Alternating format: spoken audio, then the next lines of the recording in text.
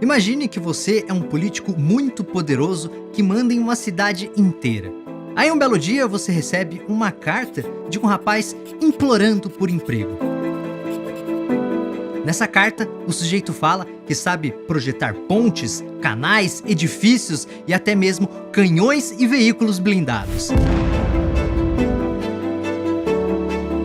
E lá no final da carta, ele ainda diz: "Ah, eu também sei pintar. Consigo pintar praticamente qualquer coisa." Espera aí, será que alguém sabe fazer tudo isso? Bem, esse rapaz que escreveu a carta sabia.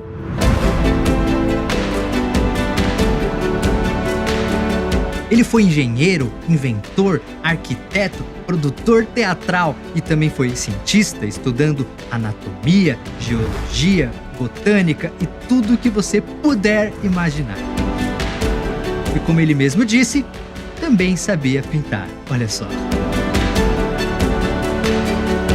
Você conhece esses quadros, né? Bem, agora é hora de conhecer o gênio que existe por trás deles. Um rapaz que atendia pelo nome de Leonardo da Vinci. E neste vídeo você vai descobrir por que esses quadros são geniais, mas também vai conhecer os projetos científicos do Leonardo da Vinci, desde as investigações que ele fez sobre o corpo humano até as armas fantásticas que ele criou. Isso, claro, sem falar na vida pessoal dele, que é cheia de viagens, aventuras e até mesmo brigas históricas com outro artista muito famoso. Será que vocês conseguem adivinhar quem seria o grande rival do Leonardo? Então assista esse vídeo até o final porque, confia em mim, a história do Leonardo da Vinci é fascinante do começo ao fim. Olá, meus queridos amigos, tudo bem com vocês? Meu nome é Felipe Castanhari e eu estou aqui nesse novo cenário fantástico para contar a história de Leonardo da Vinci, uma história que vocês pedem aqui no canal faz muito tempo. E eu já queria pedir para você deixar o like aqui embaixo, porque isso ajuda demais a divulgar o vídeo. E se eu peço no final, vocês às vezes esquecem, também queria pedir também para você clicar no botão de se inscrever, é um botão vermelhinho que tem aqui embaixo. Clica lá, se inscreve, assim você saberá sempre que lançarmos um vídeo novo e poderá assistir junto conosco a estreia aqui no canal, tá bom? E um agradecimento super especial aos membros Super Saiyajin 3 do Clube Nostálgico que ajudam a fazer esse vídeo acontecer.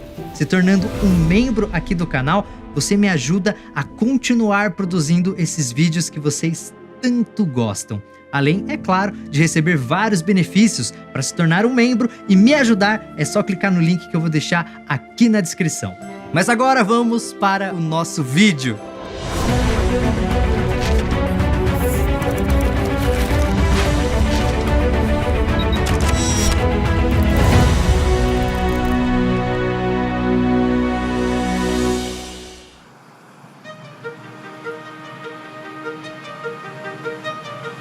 Você consegue acreditar que na época em que os europeus estavam começando a colocar os pés na América, uma pessoa já estava imaginando como seriam os futuros tanques de guerra ou as cidades modernas? Essa pessoa também gastava boa parte do seu tempo imaginando como os músculos do nosso corpo funcionam. Sim, esse era Leonardo da Vinci. Um dos maiores pintores que já viveu e também um dos cientistas e inventores mais importantes da história. E como vocês vão ver aqui, tudo isso se misturava de forma harmônica em sua cabeça. A ciência ajudava a deixar seus quadros perfeitos e a arte transformava seus estudos científicos em trabalhos belíssimos. Essa capacidade do Leonardo da Vinci de pensar sobre tudo ao mesmo tempo é justamente o grande desafio na hora de contar a história dele. Muitos quadros e estudos do Leonardo demoraram anos para serem produzidos. E enquanto isso, ele ia tocando outros projetos. Ou seja, tudo ia se misturando. E justamente por isso eu me arrisco a dizer que esse é um dos vídeos mais ricos que já fizemos aqui no canal. A gente vai passar por história, por ciência, engenharia e por arte. Pô, mas isso não vai virar uma bagunça, não! Porque na vida do Leonardo, tudo isso se encaixa perfeitamente o tempo todo. E sabe o que é mais curioso? É saber que toda essa história começa com um garoto que sequer foi para a escola.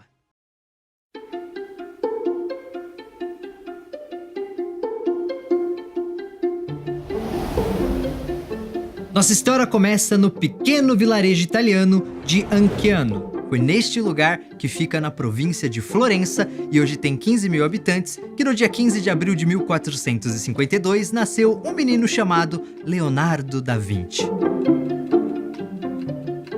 E algo muito importante sobre o Leonardo é que seus pais nunca foram casados. Ele foi fruto de um namorico, então era um filho ilegítimo de seu pai. Inclusive, ele nem sobrenome tinha. O Da Vinci, do nome dele, é só uma referência ao município de Vinci, que era a cidade do pai. E isso afetou até mesmo sua educação. O pai do Leonardo era tabelião, que era tipo um funcionário de cartório. Mas como o Leonardo não era um filho legítimo, não foi obrigado a seguir a profissão do pai. Com isso, ele acabou nem mesmo frequentando a escola. Aprendeu a ler, escrever, um pouquinho de matemática e só. Mas como esse garoto se transformou em um gênio da arte e da ciência? Bem, a resposta está em duas palavras. A primeira é curiosidade. Leonardo era daquelas pessoas que passava o tempo inteiro criando perguntas dentro da sua cabeça. Aí, quando ele encontrava a resposta, inventava perguntas novas. Ele não queria saber só como as coisas funcionavam, e sim por que elas funcionavam daquele jeito. E a segunda palavra é observação. Ele ficava o tempo todo analisando como os pássaros batem as asas ou como o rosto de uma pessoa se move de acordo com a emoção que ela sente.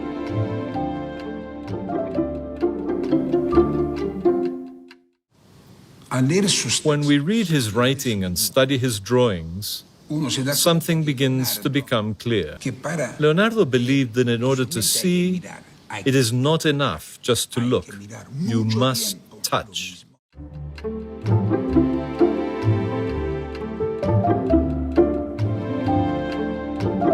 O passatempo preferido dele era passear pela região onde morava. Aliás, um desses rolês rendeu uma história muito legal. Num dia que o Leonardo descobriu uma caverna perto da sua casa. Aí ele decidiu explorar a caverna e sabe o que ele encontrou lá dentro? Acredite se quiser, ele encontrou o fóssil de uma baleia. Muita gente acha que isso é uma fantasia que o Leonardo criou, mas em defesa do Leonardo vale dizer que outros fósseis de baleia foram encontrados na região onde ele morava. Então a história não é tão absurda quanto parece. Enfim, essa vida de passeios durou até ele ter 12 anos. Aí seu pai decidiu que era hora do filho escolher uma profissão e levou o Leonardo para Florença, a grande cidade da região.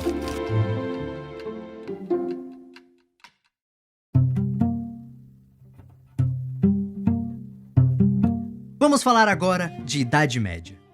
Para quem não se lembra, ela começou no ano 476 com a queda do Império Romano e terminou com a tomada de Constantinopla pelos otomanos em 1453.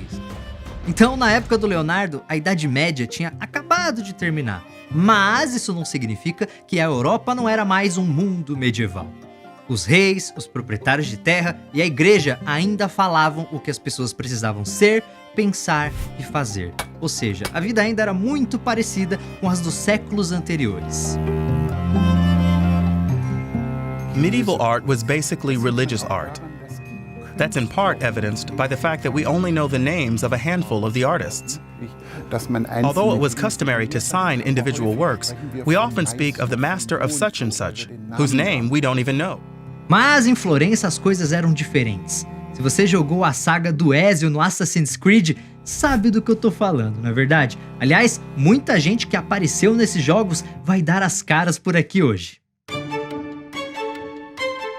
Florença era muito rica por causa do comércio de tecidos. E esses comerciantes, todos muito bem-sucedidos, valorizavam bastante arte e inovações tecnológicas. O resultado é que a cidade era repleta de artistas e pensadores. Por cima de tudo isso estavam os Médici, uma das dinastias políticas mais poderosas da época. E foi sob o comando dessa família que Florença entrou para a história como um dos pontos cardeais do Renascimento. Um movimento cultural que surgiu na Itália e, aos poucos, foi varrendo o continente europeu. O Renascimento criou uma nova forma de pensar em diversos aspectos, incluindo a arte. Os artistas renascentistas adoravam o conhecimento e as ideias gregas e romanas da antiguidade, que tinham sido deixadas de lado na Idade Média.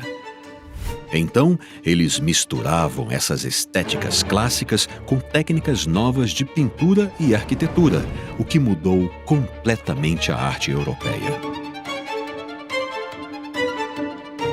In the Renaissance, we see the creators of works being named. Art became free from religious motifs and turned towards everyday life. It also described that everyday life more accurately. A arte renascentista é repleta de obras-primas que são muito influentes até hoje. E é impossível falar dessa arte sem mencionar o Leonardo, que é um dos maiores nomes do período, junto com Michelangelo, Donatello e Rafael. Sim, nossas queridas tartarugas ninjas. Acho que todo mundo aqui sabia que as tartarugas ninjas, né, têm nome de pintores renascentistas, não é verdade? Agora, vem cá. Cadê o mestre Splinter? Onde ele entra nessa história? Bom, o Leonardo realmente teve um mestre, mas ele não era um rato, e sim um artista chamado Andrea del Verrocchio, que era dono de um dos ateliês mais famosos de Florença. Na verdade, ele ter um ateliê era perfeito para o Leonardo, que desde criança mostrava talento para as artes plásticas.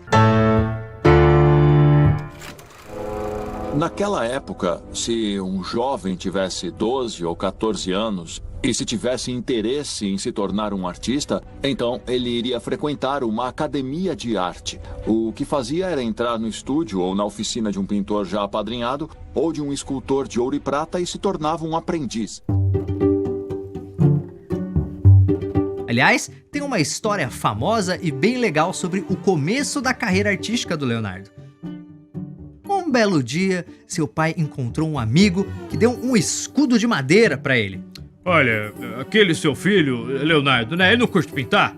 Pede pra ele dar um tapa aqui nesse escudo pra mim, tá todo velho aqui, vai. O Leonardo pegou o escudo, suas tintas e pincéis e pintou um bicho medonho, que era tipo um dragão ou uma serpente cuspindo fogo. E para deixar a obra ainda mais realista, decorou o escudo com pedaços de insetos e morcegos mortos. O negócio até fedia por causa disso. O escudo ficou tão assustador que o pai do Leonardo, chamado Piero, tomou um susto quando viu o que o filho tinha feito. Mas quando ele ficou mais calmo, ele percebeu que a pintura do filho era boa, quer dizer, muito boa. Aliás, era tão boa que o Piero desencanou de devolver o escudo pro amigo. Ele comprou outro escudo para esse cara e vendeu o que o Leonardo tinha pintado para uns comerciantes da cidade. E esses caras depois venderam o escudo para um nobre de Milão por uma fortuna.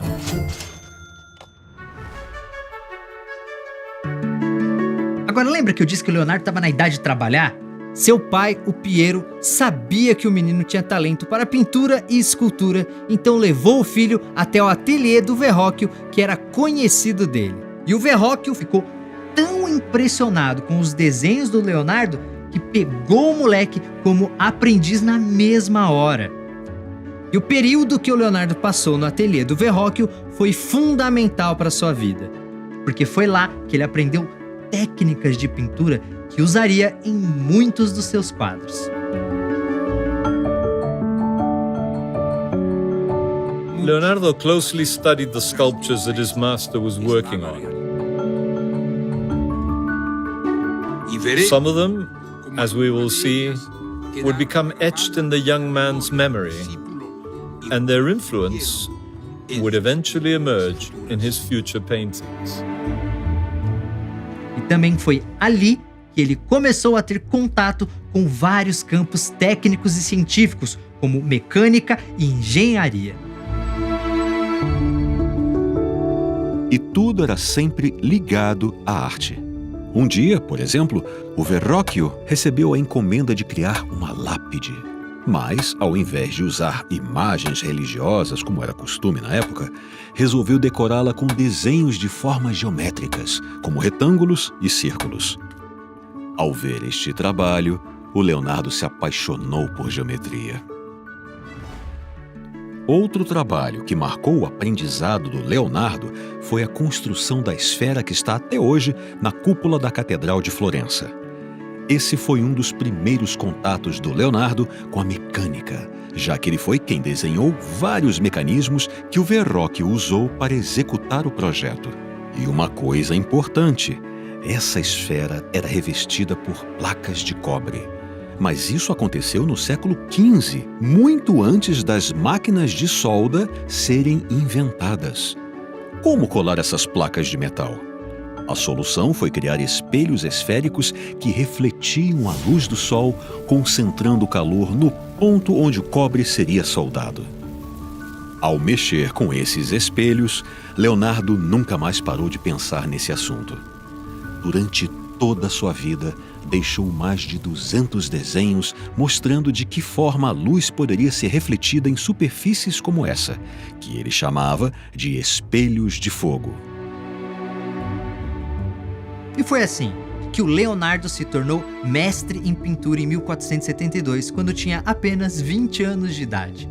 Mas o Leonardo continuou morando no ateliê. Ele ainda ajudava o antigo mestre em alguns trabalhos, mas também começou a pintar quadros sozinho.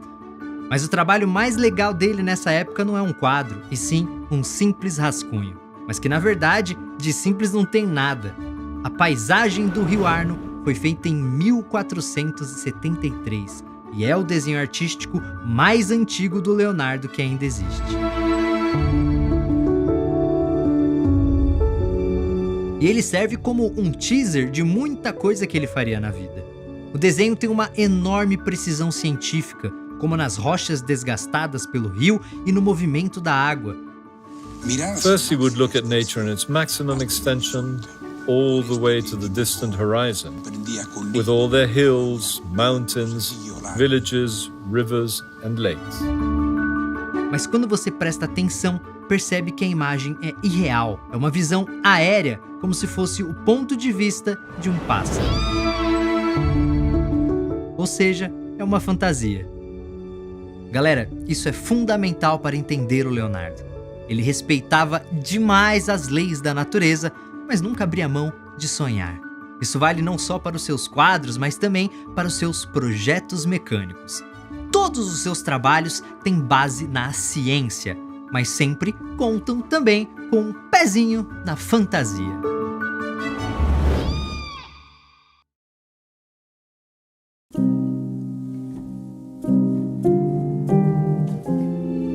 Leonardo da Vinci is considered one of the most versatile geniuses of all time. Charming and erudite, a man who was openly homosexual at a time when gay men were persecuted, even burned at the stake. Em 1476, as autoridades de Florença receberam uma denúncia sobre 4 homens que tinham solicitado os serviços de um rapaz de 17 anos que trabalhava com prostituição. Um desses homens era o Leonardo, que estava com 24 anos. O ponto, porém, é que essa história mostra uma grande contradição.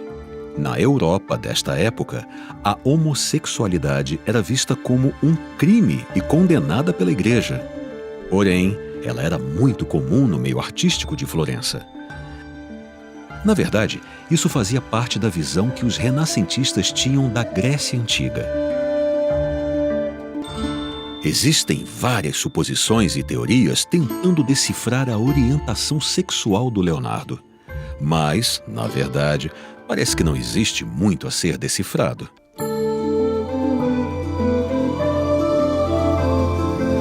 Existem pessoas que dizem que Leonardo era casto, ou seja, não dormia com ninguém.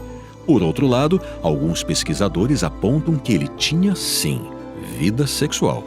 Independente de quem está certo nessa história, o fato do Leonardo se sentir atraído por homens já parece ser um consenso entre todos que estudam sua vida. Depois dessas denúncias, em 1477, que Leonardo finalmente abriu seu próprio ateliê em Florença. E comercialmente, o ateliê foi, um fracasso. Em 5 anos, ele recebeu 3 encomendas. Dessas 3, uma ele nem começou a pintar e as outras ele largou no meio. Largar trabalhos pela metade era algo que Leonardo fazia o tempo todo. Quadros, estudos, muita coisa ele abandonava no meio. Às vezes pegava de volta anos depois, mas no geral nunca mais olhava. Por isso, muita gente hoje acredita que o Leonardo sofria de transtorno bipolar, porque alternava entre períodos de euforia e milhões de ideias e outros em que não tinha a menor vontade de trabalhar. When it came to his innermost desires, Leonardo was a seeker, an explorer, someone who was interested in new ideas, mysteries, rather than a painter who laboriously tended to his craft every day, brushstroke after brushstroke.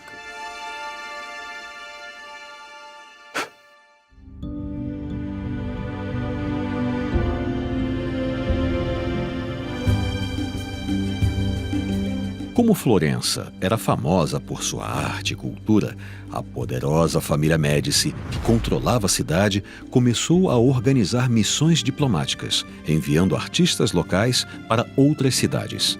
E Leonardo, que estava com 30 anos, integrou a comitiva que partiu para Milão. Sua tarefa era mostrar ao governante da cidade, o Duque de Milão, uma lira de braço, um instrumento musical parecido com um violino que Leonardo dominava com maestria. O Leonardo sabia que essa viagem podia mudar a sua vida.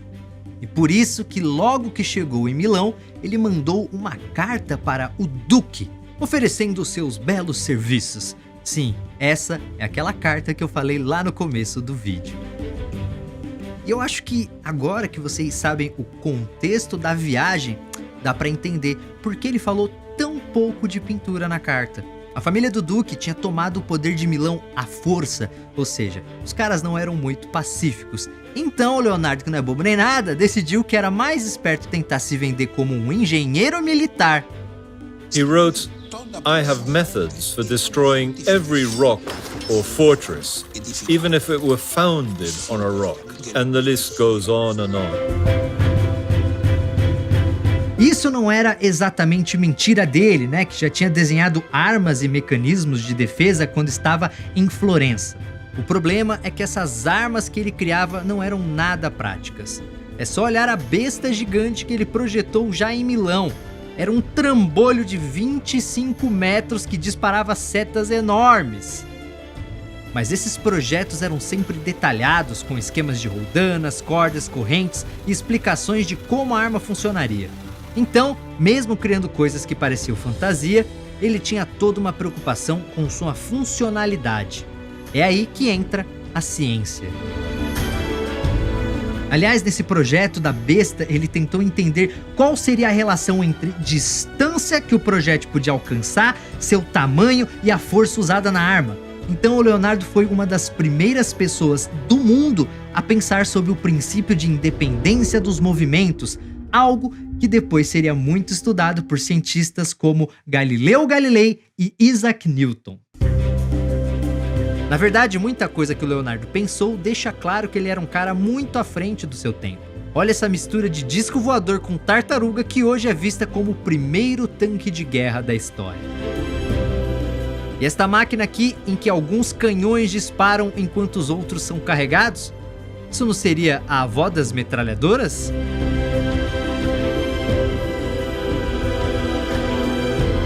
You could load not just one but several cannons in a rotating triangular prism that fired constantly, continually from these 12 openings. Agora, se essas armas nunca foram construídas, como é que a gente sabe tanto sobre elas? A resposta está num dos maiores tesouros da humanidade: os cadernos do Leonardo da Vinci.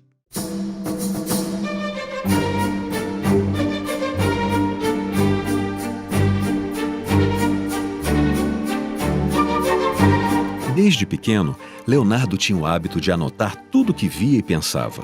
Mas, depois da mudança para Milão, isso se tornou uma regra em sua vida.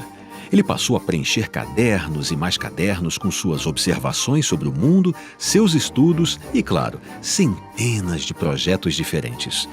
E fez isso até o final da vida. Se por um lado os biógrafos do Leonardo estimam que cerca de 3/4 desse material se perdeu para sempre, a boa notícia é que hoje ainda existem mais de 7.000 páginas dos cadernos de Leonardo. O problema é que é impossível colocar esse material em ordem, porque o Leonardo dificilmente colocava data nas páginas e, muitas vezes, aproveitava espaços em branco de páginas que já tinha usado.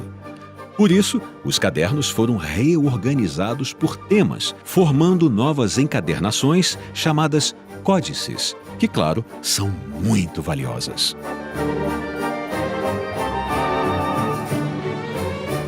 A maior parte delas, como o Codex Atlânticos e o Codex Arundel, está em museus e bibliotecas. Mas algumas estão nas mãos de colecionadores particulares, como o Codex Leicester, com os estudos do Leonardo sobre água e geologia, e que está guardadinho na casa do Bill Gates. This codex is the only one that's not in a European museum. Leonardo da Vinci wrote all of his observations in these notebooks, and his ability to diagram things and just think things through was the best. 500 years later, we have the actual notebooks. Aliás, uma curiosidade importante: o Leonardo da Vinci escrevia ao contrário, ou seja, da direita para a esquerda, e muita gente diz que ele fazia isso para ninguém roubar suas ideias. Na verdade, ele escrevia assim porque era canhoto, e se escrevesse da esquerda para a direita, seu punho ia passar em cima da tinta e borrar todo o papel. Então não era código, era economia mesmo, porque papel era muito caro. Esses cadernos são uma preciosidade, com anotações e desenhos que são analisados até hoje. E o mais fantástico é que essas páginas não mostram apenas o que o Leonardo pensava, mas como ele pensava. You know, Leonardo may have been the person with the greatest amount of curiosity of any human who ever existed. And he would make lists in his notebooks of things he wanted to know, like how do they walk on ice in Holland, or describe the tongue of the woodpecker. Now, who in the world would wake up one morning and put on their to-do list, describe the tongue of the woodpecker? Movido pela curiosidade e usando a observação, Leonardo era um autodidata, ou seja, aprendia as coisas por conta própria. Entretanto, seus cadernos mostram que ele seguia um método de aprendizado. O primeiro passo era criar uma pergunta sobre o assunto que estava estudando e, então, observar aquele fenômeno até encontrar uma resposta que o deixasse satisfeito. Aí era a vez de fazer experimentos práticos para verificar se a resposta que havia encontrado era verdadeira ou não. Caso não fosse, Leonardo voltava para a etapa da observação em busca de uma nova resposta. Ou seja, ele não se contentava em encontrar respostas, mas sim respostas que pudessem ser provadas. Isso tem um nome, galera. Isso se chama método científico e é usado hoje em dia por absolutamente todos os cientistas do mundo. Sim, no final do século XV, o Leonardo já pensava de uma forma bem parecida com os cientistas de hoje. Bem, tudo isso é muito legal, mas vem cá, cadê as pinturas? Calma, porque foi em Milão que o Leonardo criou algumas das suas obras-primas. Logo que ele chegou na cidade, passou a ocupar um espaço no ateliê dos irmãos Prédice, que eram artistas bem famosos em Milão. E não demorou muito para que ele e esses caras dividissem um trabalho bem grande para uma igreja da cidade. A parte do Leonardo era pintar um painel com a Virgem Maria e o Menino Jesus. E o resultado foi a pintura A Virgem dos Rochedos. Esse trabalho é um dos maiores exemplos do talento que o Leonardo tinha para contar histórias com suas pinturas. Tudo começa com um anjo do lado direito. Seu olhar está virado para fora da tela, chamando a atenção de quem olha para o quadro. O anjo também aponta aquele bebê, indicando para onde nossos olhos devem ir. Este bebê se chama João Batista e é primo de Jesus. Ele está fazendo uma referência ao menino Jesus, que responde o gesto. Enquanto mantemos os olhos na interação entre as duas crianças, surge como grande destaque a Virgem Maria, que protege e abençoa os dois. Mas esse quadro também tem muita ciência. O cenário da pintura é uma gruta que não existe e foi criada do zero pelo Leonardo. Só que as pedras e rochas que aparecem aí foram retratadas de forma geologicamente correta. E todas as plantas são espécies que poderiam crescer num lugar como esse. É cientificamente perfeito.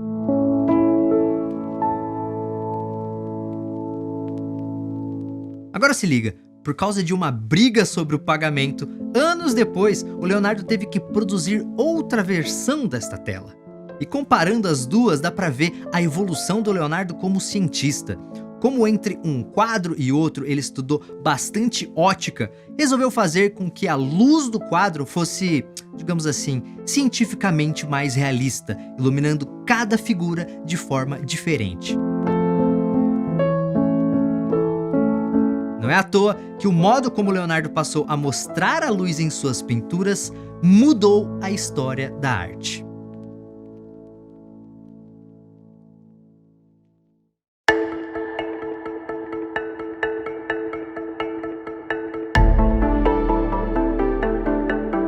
Os artistas e arquitetos renascentistas enxergavam a forma do corpo humano, ou seja, as proporções e a simetria do nosso corpo, como uma espécie de padrão da natureza. Para os renascentistas, esse padrão era perfeito e deveria ser reproduzido na arte. Essa era uma ideia que os renascentistas tinham recuperado da Grécia Antiga. Quem também gostava de pensar assim era um arquiteto da Roma Antiga chamado Vitrúvio, que tinha textos que o Leonardo estava sempre estudando. E um desses textos explicava como encaixar o corpo humano dentro de um círculo e um quadrado, explicando de forma matemática como isso funciona do mesmo jeito que a base de um prédio. O Leonardo, surtou com isso, porque viu que o Vitrúvio tinha deixado literalmente um manual de instruções para ilustrar a relação entre o corpo humano e o universo. Aí ele se pôs a trabalhar. E o resultado é um desenho quase mágico. Se um dia você já se perguntou qual o nosso papel no universo e como a gente se encaixa em tudo que existe, saiba que essa resposta passa pelo homem vitruviano. Todo mundo conhece essa figura. Ela se tornou meio que um ícone, quase um emblema do espírito humano. Leonardo a desenhou em torno de 1490 e ele a criou como resposta a um enigma. E durante os séculos seguintes, as pessoas se perguntavam como essa afirmação funcionaria em nível literal e metafórico. Essa arte mostra que o nosso corpo possui tanta harmonia como um edifício bem construído, um quadro bem pintado ou como o próprio planeta Terra. Uma curiosidade é que o homem vitruviano pode ser, na verdade, um autorretrato do Leonardo. Na época do desenho, em 1490, ele tinha 38 anos, que é mais ou menos a idade do homem desenhado. E dizem que o Leonardo tinha esses cabelos cacheados aí. Mas isso é só um detalhe nesse desenho que se tornou um dos objetos mais preciosos da história. Muita gente enxerga o Leonardo como o grande símbolo do Renascimento por essa capacidade dele de misturar conhecimentos de áreas diferentes de forma harmônica. E ao mostrar como um ser humano pode ser algo tão simples e tão grandioso, o Leonardo não criou um desenho, mas sim o maior encontro entre arte, ciência e filosofia de todos os tempos.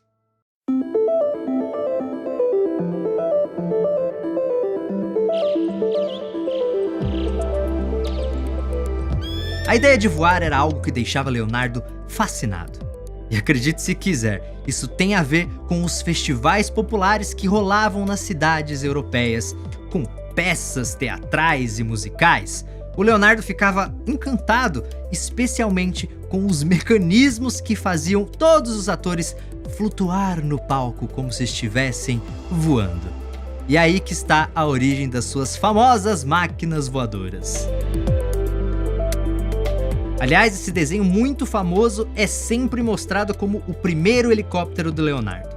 Mas a verdade é que esse projeto chamado parafuso helicoidal aéreo muito provavelmente foi criado para algum espetáculo teatral. Mas sim, ele queria descobrir como fazer um homem voar de verdade. E como ele aprendeu isso? Bem, curiosidade e observação.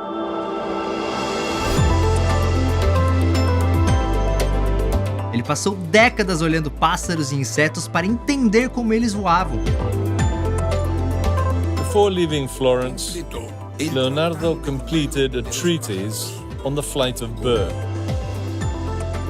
A text that was meant to lay the foundations for the design of his future flying machine. Aliás, esse é um momento tão bom quanto qualquer outro para a gente falar sobre o superpoder do Leonardo. Sua visão sobre-humana. Quando você estuda os cadernos do Leonardo da Vinci, realmente tem horas que dá a impressão de que ele tinha, sei lá, uma visão alienígena. Leonardo foi capaz de enxergar que uma libélula só conseguia voar porque erguia as asas da frente na mesma hora que abaixava as de trás. Galera, vale lembrar que a primeira câmera fotográfica só seria inventada 400 anos depois disso. Tente observar uma libélula voando. É quase impossível ver as asas dela, quanto mais a ordem em que elas se movimentam. Mas o Leonardo não tinha um mecanismo de zoom nos olhos. A resposta era mais simples do que parece. A capacidade de observação do Leonardo da Vinci era resultado do seu esforço. Aliás, ele comparava sua técnica de observar o mundo ao ato de ler um livro. Se você simplesmente olhar para a página, não vai entender nada. É preciso enxergar palavra por palavra, na ordem correta. E, no caso dos pássaros, quanto mais ele entendia como esses animais voam, mais se convencia de que isso podia ser reproduzido pelos humanos. E isso nos leva às várias máquinas voadoras projetadas pelo Leonardo.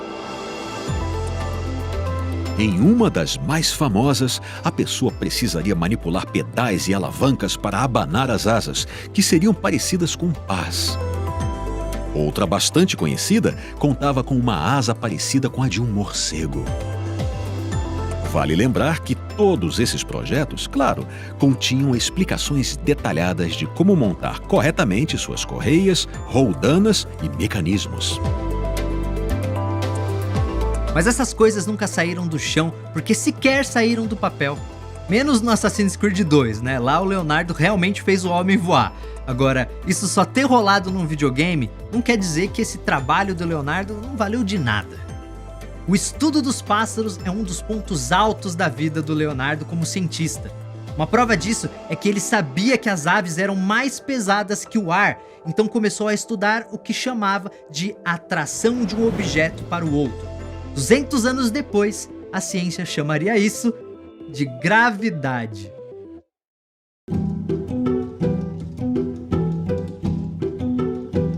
Mas é impossível falar de Leonardo em Milão sem pensar em uma das pinturas mais famosas da história. Tudo começou quando o Duque resolveu criar um mausoléu para sua família dentro de um mosteiro. Então, ele mandou reformar o local e encomendou para o Leonardo uma pintura da Última Ceia, que é o último jantar com Jesus e seus apóstolos. When he was commissioned to do the painting, he asked the friars of the convent, "What part of the supper do you want me to paint? What should I paint?" "Everyone has done a Last Supper," they probably replied. "Florence is filled with Last Suppers. Everyone knows how to paint a Last Supper." "No, no, no," Leonardo responded. "A supper is very long. As a painter, I can only paint one moment." Só que o Leonardo não fez apenas uma pintura da ceia. Como é nessa ocasião que Jesus anuncia para os apóstolos que será traído por um deles, o Leonardo criou uma narrativa a partir disso, como se tivesse congelado a cena nesse momento. Toda a narrativa gira em torno dessa frase. O que o Leonardo fez foi criar um fluxo do tempo que vai da esquerda para a direita, dividindo os apóstolos em grupos de 3 para mostrar como eles reagiram a essa notícia.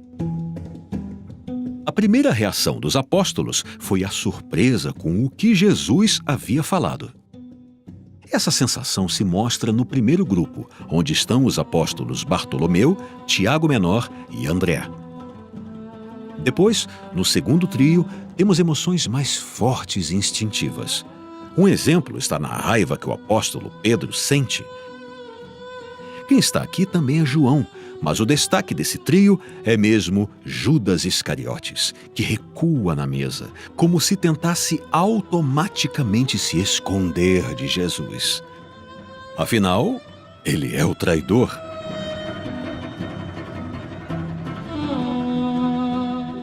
Do outro lado de Jesus, temos mais 3 apóstolos, Tomé, Tiago Maior e Felipe, que estão questionando Jesus sobre aquilo que ele falou. Então, a narrativa já passou pela surpresa, por explosões emocionais, e agora chega uma tentativa de entender a notícia. Isso nos leva ao final do quadro, onde temos os 3 últimos apóstolos, Mateus, Tadeu e Simão, que parecem conversar entre si, como se estivessem debatendo o que fazer agora que sabem que Jesus será traído. Ou seja, temos uma tela que mostra um dos momentos mais importantes da história de Jesus, mas também como nossas emoções se relacionam com nossa capacidade de racionalização. Uma coisa que nem todo mundo sabe é que a Última Ceia não é um quadro. Ela é uma pintura feita diretamente na parede do refeitório do mosteiro. E o Leonardo decidiu que a imagem deveria se integrar ao ambiente, como se fosse parte do refeitório.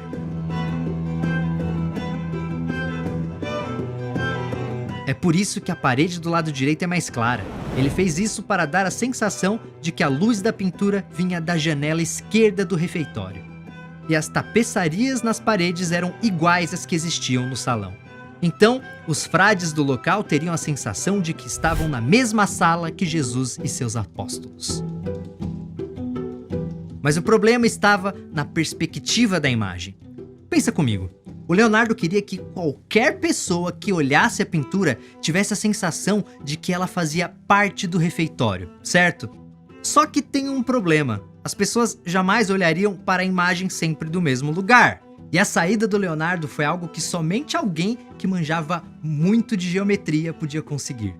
Errar a perspectiva de propósito para que ela funcionasse de qualquer lugar da sala. Sim, a perspectiva da Última Ceia está levemente errada. Dá pra ver? Não, não dá pra ver. Você só conseguiria enxergar esse erro olhando a parte do teto que fica em primeiro plano ou o encontro das paredes com o chão. Mas o Leonardo, muito espertinho, escondeu isso com a mesa da ceia em um enfeite na parte superior da tela. Mas o erro está lá, do jeito exato que o Leonardo planejou para a pintura funcionar. Não podemos deixar de falar que a Última Ceia está no meio de uma grande conspiração. Afinal, todo mundo aqui leu o Código da Vinci, ou viu o filme com o Tom Hanks, certo? A trama gira em torno de um fato bombástico. Jesus teria se casado com Maria Madalena e os dois tiveram filhos, e Leonardo teria escondido pistas desse segredo nas suas obras. Então, na última ceia, a pessoa do lado esquerdo de Jesus não seria o apóstolo João, e sim Maria Madalena. Inclusive, o contorno dela e de Jesus formaria a letra M. Bem, vários artistas pintaram a última ceia, então existem algumas regras para que as pessoas pudessem identificar os apóstolos. E nessas regras, o João era sempre descrito como um homem com traços femininos. E o do Leonardo realmente parece uma mulher, porque ele era mestre em pintar personagens masculinos com rostos femininos. Ninguém fazia isso como ele. O Código da Vinci é muito legal? Sim, eu adoro, mas é uma ficção.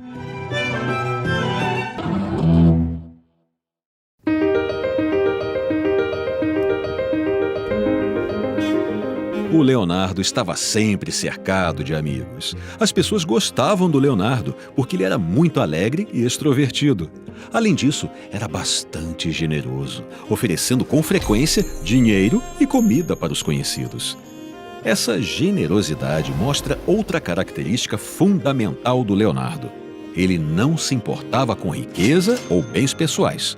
Sim, ele sabia que precisava de dinheiro para viver e bancar seus projetos, mas não entendia como alguém podia preferir bens materiais ao invés de aprender coisas novas. Para Leonardo, a maior riqueza do universo era o conhecimento. O Leonardo também era apaixonado por animais, especialmente cavalos. Aliás, gostava tanto de animais que adorava andar pelos mercados de Milão visitando as lojas que vendiam aves. Mas ele não fazia isso apenas para admirar os pássaros. Pelo contrário, comprava todos para poder libertá-los logo em seguida. Era uma pessoa com um coração muito bom. Inclusive, é provável que ele tenha sido vegetariano justamente por não concordar que animais morressem para virar comida. Mas ele não tentava forçar as pessoas a pensar como ele, e, mesmo sendo vegetariano, Leonardo servia carne para os amigos que iam visitá-lo em sua casa. Então a vida dele em Milão era muito boa, e foi aí que ele conheceu seu maior companheiro. Em 1490, um garoto de 10 anos chamado Gian Giacomo Caprotti se tornou uma espécie de assistente do Leonardo e foi morar com ele. Como esse moleque aprontava muito, né? Inclusive roubando o dinheiro do Leonardo, ganhou o apelido de Salai, que significa diabinho.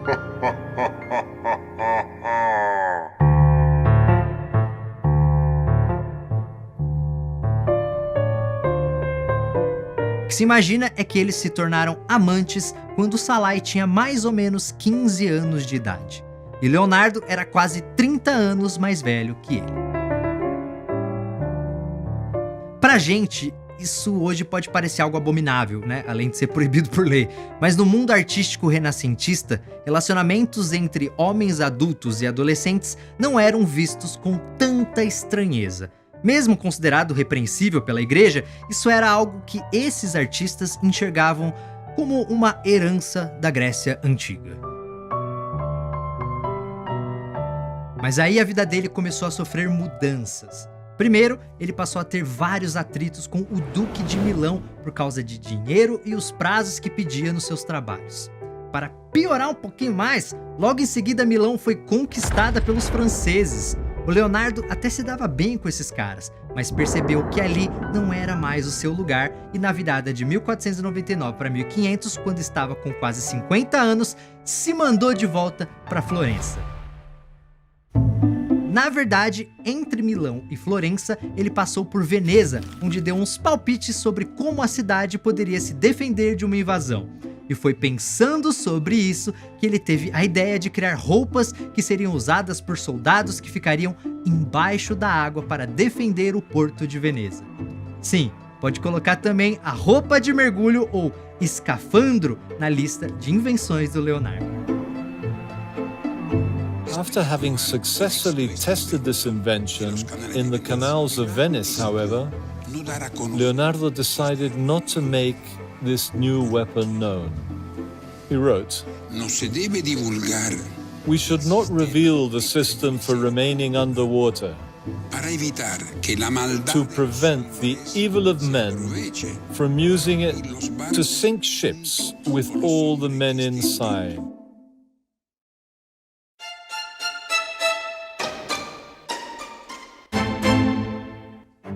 Quando tinha 30 anos, o Leonardo saiu de Florença com um monte de sonhos.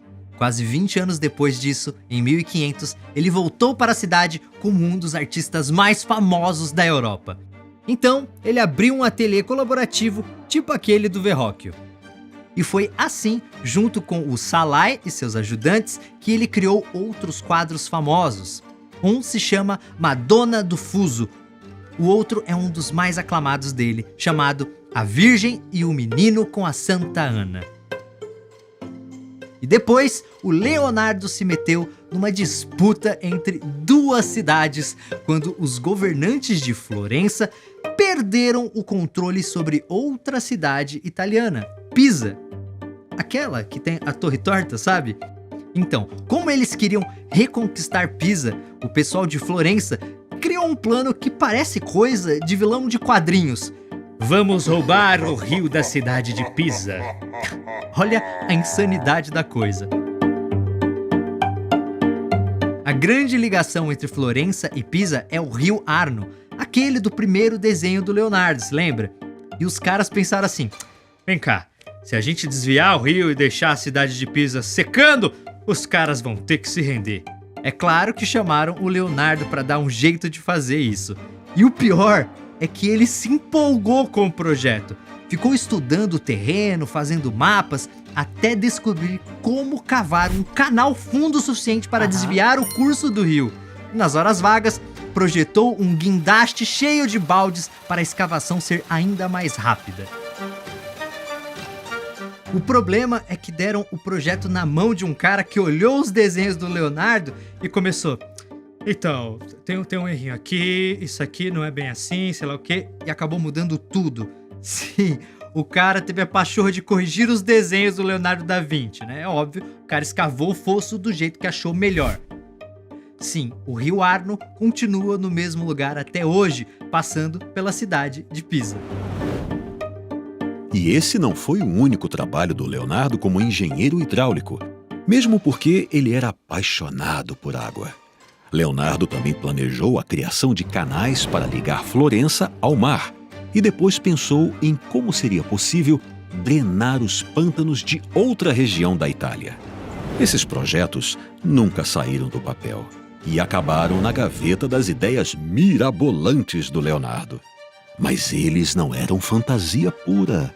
A engenhoca imaginada para secar os pântanos nada mais era que uma bomba centrífuga muito comum hoje em dia.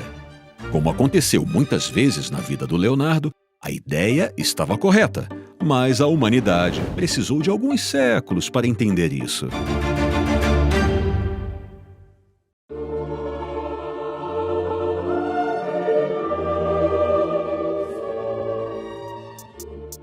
Em 1503, o governo de Florença decidiu criar um mural na sua sede. E, claro, que eles queriam que Leonardo fosse o responsável. Assim, ele foi contratado para pintar a cena de uma batalha entre os exércitos de Florença e Milão que rolou em 1440. O problema é que as autoridades de Florença tiveram a ideia de chamar outro artista para pintar um segundo mural perto daquele em que Leonardo iria trabalhar. E o escolhido foi Michelangelo, outro gênio do Renascimento e autor de maravilhas como a estátua de Davi e o teto da Capela Sistina. O problema é que Leonardo e Michelangelo eram inimigos mortais. Michelangelo era mais novo que Leonardo e já era visto como um gênio, mas não disfarçava o desprezo que sentia pelo autor de A Última Ceia. Na verdade, Leonardo e Michelangelo eram completamente opostos.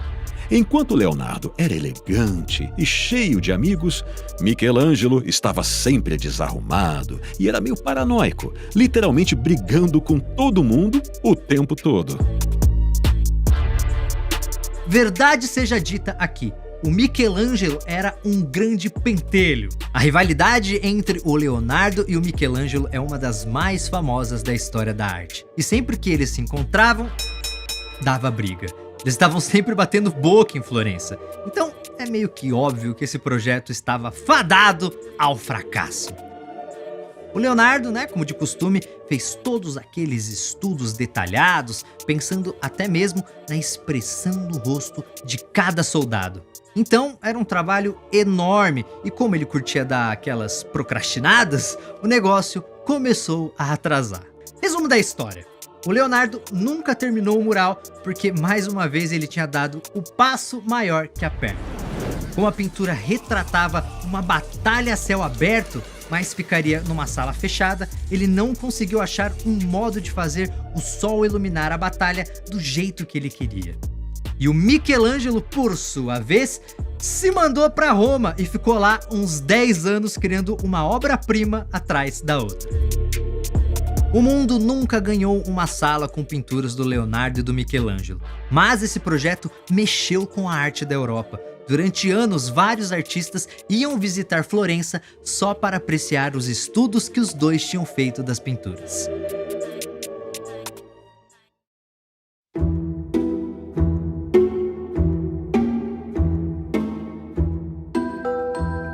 Logo depois disso, Leonardo voltou a morar em Milão, que ainda estava nas mãos dos franceses.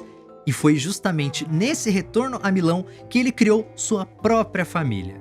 Ou pelo menos algo parecido com isso. Ele era muito amigo da família Melzi, que fazia parte da nobreza de Milão. E adotou um garoto dessa família chamado Francesco, que sonhava em ser artista. Então esse menino virou filho, aprendiz e ajudante do Leonardo. Olha que sorte! E foi assim, tendo o Salai como companheiro e o Francesco como filho, que o Leonardo adotou um novo projeto bem peculiar. O problema é que esse projeto envolvia passar a noite cortando cadáveres.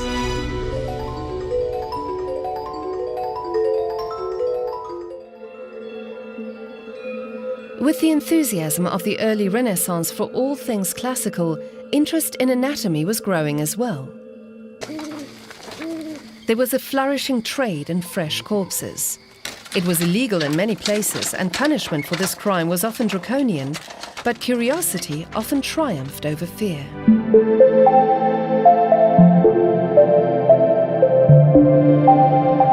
E não era só ele. Lembra que eu falei que o Renascimento valorizava demais o conhecimento científico? Então, aos poucos, a prática de dissecar cadáveres para entender o corpo humano se espalhou pela Europa. Inclusive, o Leonardo provavelmente acompanhou corpos sendo dissecados ainda na época em que vivia com o Verrocchio, e daí em diante nunca perdeu o interesse por isso. Uma prova está nos desenhos que ele fez de crânios humanos em 1489, na mesma época em que estava pesquisando o homem vitruviano. Before arriving in Rome, he had already made note of what he needed to complete his codex on anatomy. He needed to work more on studying the shape and possible functions of the brain. Ele voltou a mergulhar de cabeça nesse assunto depois que voltou pela segunda vez para Milão. E um dos pontos de partida disso é uma história que rolou entre 1506 e 1508 e ficou bem famosa. O Leonardo estava num hospital em Florença e começou a bater papo com um senhorzinho, que dizia ter mais de 100 anos de idade e que nunca tinha ficado doente. Bom, o Leonardo devia ser um baita pé frio, porque 2 horas depois, o velhinho morreu. O Leonardo não teve dúvidas, O cara viveu mais de 100 anos, nunca ficou doente, ele está morto aqui, eu já tô no hospital. 10 minutos depois, lá estava ele numa sala cortando o corpo do sujeito. A partir daí, ele começou a estudar cada vez mais anatomia. Claro, né, que estava sempre olhando os livros de anatomia que tinha em casa, mas ele preferia mesmo aprender na prática, dissecando os corpos pessoalmente a noite inteira. Era uma mão no bisturi e a outra desenhando. No fim das contas, o Leonardo escreveu textos que descreviam cada osso, músculo e órgão do corpo humano e criou quase 250 desenhos que eram verdadeiras obras de arte.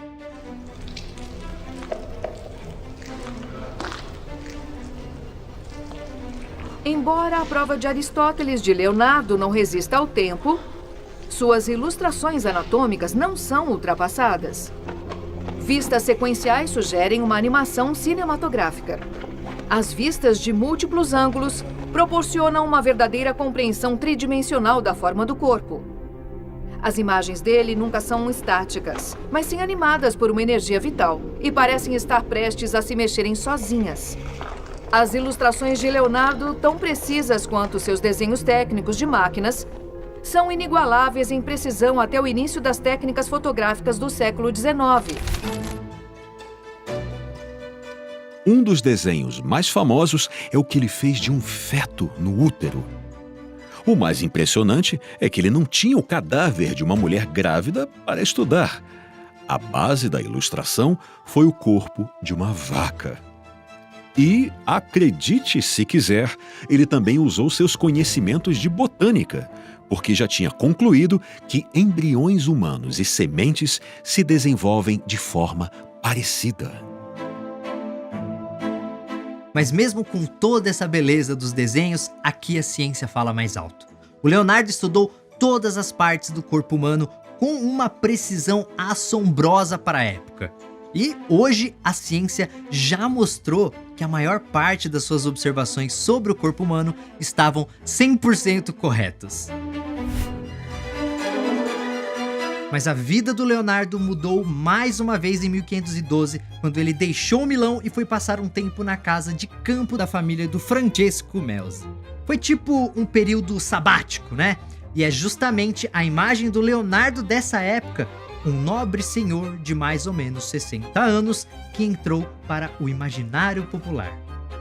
Isso porque é nessa época que surge o retrato mais conhecido do Leonardo. Estou falando do Retrato de Turim, que tem esse nome porque hoje está muito bem guardado na cidade italiana de Turim. Vários estudiosos consideram esse desenho um autorretrato, ou seja, ele teria sido feito pelo próprio Leonardo. Agora, nessa época, quem entra em cena na história do Leonardo é o Papa. O que rolou é que João de Médici, isso mesmo, um daqueles caras da família Médici lá de Florença, virou Papa. E como ele adorava a arte, convidou o Leonardo para morar em Roma. O Leonardo, que não era bobo nem nada, claro, aceitou. Muitos estudiosos acreditam que foi em Roma que ele pintou outros quadros famosos, como um retrato de São João Batista, que inclusive pode ter sido baseado na aparência do seu companheiro Salai.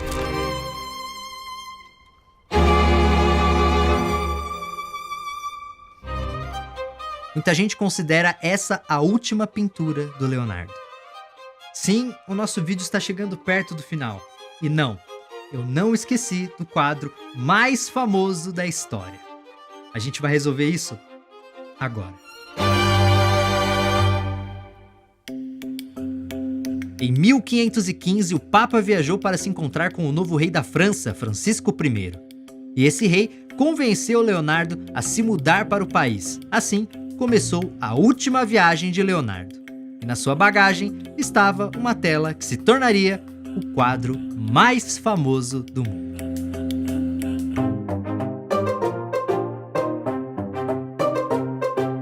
Eight out of 10 people queuing are here to see just one thing. It is the most famous, most expensive, and most mysterious painting in the world. Então agora vamos finalmente falar da Mona Lisa, que pode ser chamado de o menor quadro da história. É que no Museu do Louvre, que é onde a Mona Lisa está exposta, a frase que mais se ouve é: nossa, Eu achei que o quadro fosse maior. O quadro não é tão grande quanto esse que tá aqui no cenário. Ele tem exatos 77 centímetros de altura por 53 de largura. O problema é que ele é tão famoso que todo mundo acha que ele é gigante.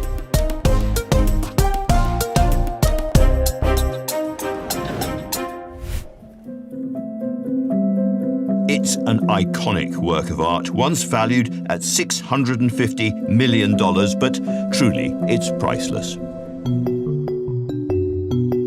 E a história desse quadro começa em 1503, quando um cara chamado Francesco del Giocondo encomendou um retrato da sua esposa Lisa. E é daí que vem os vários nomes do quadro, como Gioconda ou Mona Lisa del Giocondo, que significa Senhora Lisa, esposa de Giocondo, ou simplesmente Mona Lisa. Mas tem gente que diz que isso é tudo mentira. Tem gente que diz que a Mona Lisa, na verdade, é Caterina, mãe do Leonardo. Tem gente que vai ainda mais longe e diz que quem está no quadro é o Salai. Tem gente que chuta o pau da barraca e diz que a imagem seria o próprio Leonardo vestido de mulher. Gente, esquece isso. A Mona Lisa é a senhora Lisa, esposa de Giocondo mesmo, tá bom? Mas vamos falar do quadro. Lembra que eu mostrei como o Leonardo fazia para que as pessoas olhassem os elementos dos seus quadros na ordem que ele queria? Aqui, ele queria que você olhasse direto para a expressão da Mona Lisa. E ele usa alguns truques para isso. O primeiro é a luz. A fonte de luz do quadro está em cima e um pouco à esquerda da Mona Lisa. Isso dá um destaque maior para o rosto, o colo e as mãos dela. O que nos leva para o segundo truque. Esses três elementos formam uma espécie de pirâmide e faz os olhos das pessoas irem direto para o rosto dela. Então você olha para o quadro e vai direto para o rosto da Mona Lisa e vê que ela está sorrindo. Beleza, só que quando você olha para os outros elementos da tela, ela para de sorrir. E aí você olha de novo para a Mona Lisa e ela está sorrindo mais uma vez. O sorriso dela vai mudando conforme você olha o quadro. Isso é mágica, né? Não. Isso é ciência pura. Lembra que o Leonardo adorava ótica? Em seus estudos sobre ótica, Leonardo fez algumas descobertas inovadoras para sua época. Uma delas é que, ao olhar diretamente para um objeto, sua forma fica mais definida. Porém, ao usar a visão periférica, ou seja, se você tentar enxergar o objeto apenas com o canto dos olhos, ele ficará borrado, como se estivesse mais distante. E essa descoberta científica foi essencial na criação da Mona Lisa. Se você olha diretamente para o rosto da Mona Lisa, ou seja, com o centro do seu olho, o sorriso está ali. Mas esse sorriso é tão discreto que se você tira o olho dele e começa a ver outras partes da tela, ele vira um detalhe que seu olho não pega mais. Ele começa a sumir. É praticamente uma ilusão de ótica.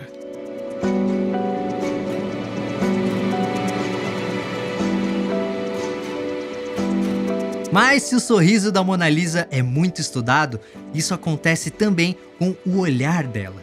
Você já deve ter ouvido falar que não importa de qual lugar você observa a tela, a Mona Lisa está sempre olhando para você. Ela segue você com os olhos. Esse efeito não foi inventado pelo Leonardo. Isso é bem mais antigo que ele e depende de vários fatores, como a posição da cabeça da figura e a direção do olhar da figura que está no quadro. Isso aparece em muitos quadros, mas ficou tão famoso com a Mona Lisa que passou a ser chamado de efeito Mona Lisa. Did Leonardo da Vinci figure out a way to have a painting flirt with the viewer? Yes. He figured out a way to have it interact. In the Mona Lisa, you see the combination of all of Leonardo's anatomy and science with his art. Mas agora vamos pensar um pouco na paisagem e como ela se liga ao personagem do quadro. O rio do lado direito parece se transformar na encharpe que ela usa no pescoço. No lado esquerdo tem uma estrada que faz um monte de curvas e vai na direção da altura do coração dela. O cenário é integrado à Mona Lisa. O cenário atrás da Mona Lisa é quase um corpo vivo que se une ao corpo dela. Tudo faz parte da mesma história e são peças do mesmo universo.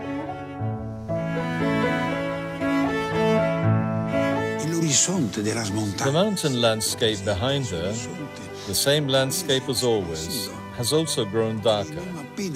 At the foot of the mountains, we can just barely make out a lake and a river, but the high peaks are still standing tall. This is the portrait, yes, of a real person. Of course she is real, but more than a portrait of someone, it is the illustration of a theory of art. E a Mona Lisa viveu tantas aventuras quanto o próprio Leonardo. Ela esteve no quarto do Napoleão, foi roubada por um italiano que dizia que a tela devia ficar na Itália e foi escondida na Segunda Guerra. Ela até já sofreu atos de vandalismo, inclusive um bastante recente, quando uma pessoa jogou uma torta na direção do quadro. Mas a tela sempre voltou ao Museu do Louvre, onde ocupa o posto de pintura mais famosa de todos os tempos. Um dos aspectos mais debatidos da Mona Lisa é que ela provoca uma reação emocional muito forte nas pessoas. A expressão enigmática da Mona Lisa, junto com o seu olhar, passam a sensação de que ela tem consciência de que está sendo observada atentamente pelas pessoas no museu. E isso mexe com quem admira a tela, porque é como se ela estivesse viva. É por isso que a Mona Lisa não é mais um simples quadro ou mesmo a obra-prima de um grande gênio. Na verdade, ela transcende esse tipo de classificação. A Mona Lisa se tornou uma imagem universal e é uma das maiores criações da história da humanidade.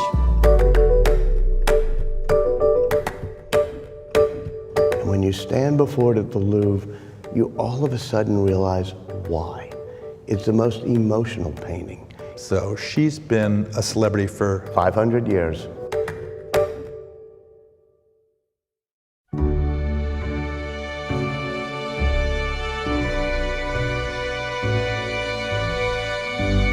Como eu disse aqui, o Leonardo começou a pintar a Mona Lisa em 1503, mas ele ficou trabalhando nesse quadro por anos. O Leonardo ficou fazendo ajustes e dando novas pinceladas na Mona Lisa até o final da vida. Não é à toa que o quadro estava no meio das suas coisas quando ele se mudou para a França em 1516. Na França, o Leonardo morava numa casa tranquila e espaçosa, bem perto do Palácio Real. Mas a felicidade dele não vinha apenas da casa confortável e do salário que ele recebia do rei. O que fez a diferença foi o próprio rei. O Francisco I, apesar de ser bem mais novo, era parecido demais com Leonardo e se interessava por ciência, arte e todo tipo de conhecimento. Não é à toa que os dois ficaram muito amigos. Eles se encontravam todos os dias para bater papo e o rei ficava horas e horas ouvindo Leonardo falar sobre seus estudos. E o melhor de tudo é que o Francisco I não ficava enchendo o saco do Leonardo com prazos e pinturas e ainda incentivava o Leonardo a continuar com suas pesquisas. O problema é que a mente do Leonardo funcionava como nunca, cada vez mais vontade de aprender, mas o corpo começou a dar sinais de cansaço. É só olhar o estudo que ele fez nessa época sobre a água. Lembra que eu disse que o Leonardo era fascinado por águas? Ele deixou mais de 100 projetos de dispositivos para mover a água ou desviar rios. Mas os desenhos franceses são muito agressivos e formam uma série conhecida como Desenhos do Dilúvio. É arte? É ciência? Bem, é um pouco dos dois. Mas talvez a gente possa ir além disso. Alguns pesquisadores dizem que essas ondas furiosas eram tipo uma válvula de escape para o Leonardo, que tinha perdido os movimentos da mão direita.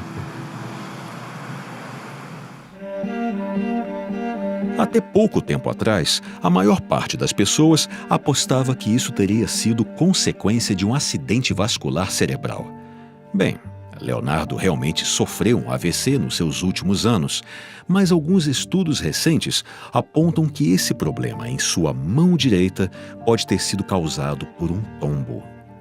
Assim, o Leonardo teria passado mal, ficado tonto ou até desmaiado e caído no chão. Na queda, ele teria machucado os nervos da sua mão, que ficou parecida com uma garra. Existem até desenhos que mostram Leonardo no final da sua vida com essa condição. Como ele era canhoto, continuou desenhando e escrevendo normalmente. Mas pintar se tornou muito mais difícil, porque ele não conseguia segurar a paleta de tintas ou mesmo outros pincéis com a mão direita. Imagine a frustração que ele sentia. E dizem que isso se refletiu nessa fúria vista nos desenhos do dilúvio. Isso nos leva a esta página de um dos seus cadernos com 4 triângulos e um texto de geometria. Mas o texto está incompleto. O Leonardo largou o estudo no meio e colocou uma última anotação explicando que estava largando o trabalho porque a sopa está esfriando. Nós podemos imaginar que ele escreveu isso no seu quarto, no 2º andar da casa, e depois desceu as escadas para jantar. Afinal, a sopa estava esfriando. Só que ele não voltou mais para esse estudo, nem para outras anotações. Nós não sabemos a data exata em que o Leonardo escreveu essa página. Provavelmente foi em algum momento de 1518. E ela é a última que ele preencheu em seus cadernos. Esses triângulos e essa anotação simpática sobre o jantar finalizaram as deduções do Leonardo sobre o mundo. E esse mundo perdeu seu maior observador no dia 2 de maio de 1519, quando Leonardo da Vinci morreu em sua casa com 67 anos.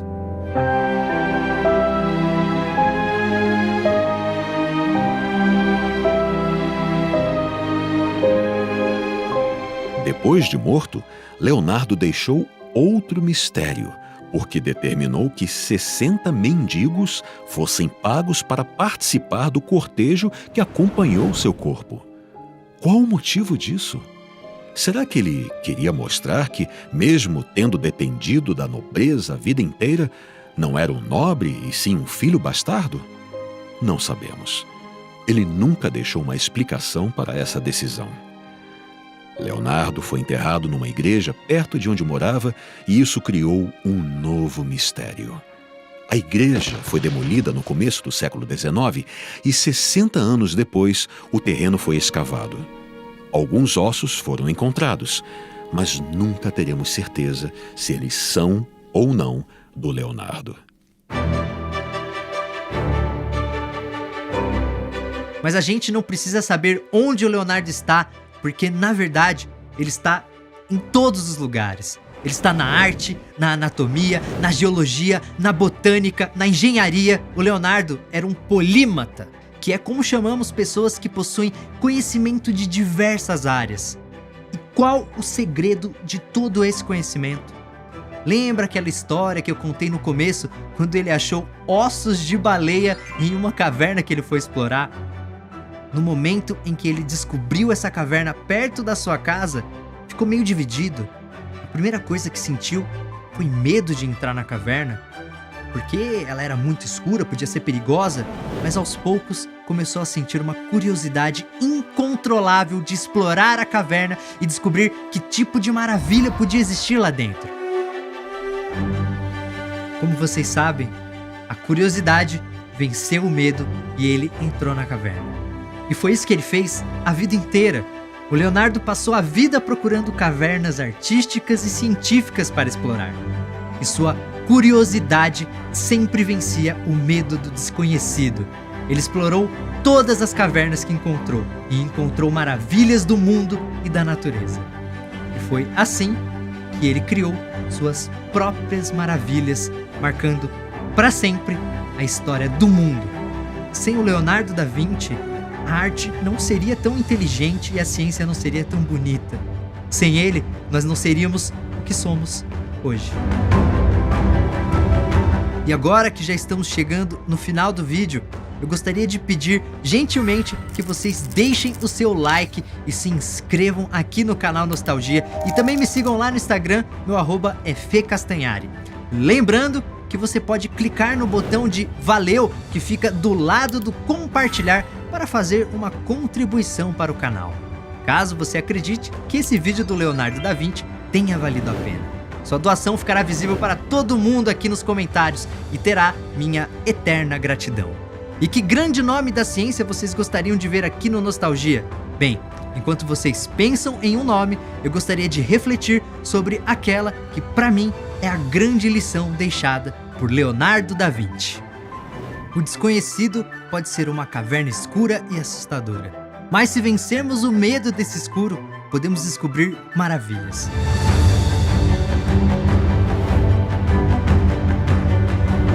Aprender sobre Leonardo é aprender que a arma que pode derrotar esse medo é a nossa curiosidade. Como eu já disse aqui outras vezes no canal, mantenham-se sempre curiosos. Nunca tenham medo de fazer perguntas e nunca parem de buscar conhecimento. Então, obrigado de verdade pela sua audiência. Fiquem bem. Tchau! Lembrando que toda pesquisa e revisão do canal é feita pelos especialistas do FTD Sistema de Ensino, uma parceria que nos ajuda a trazer sempre o melhor conteúdo para vocês.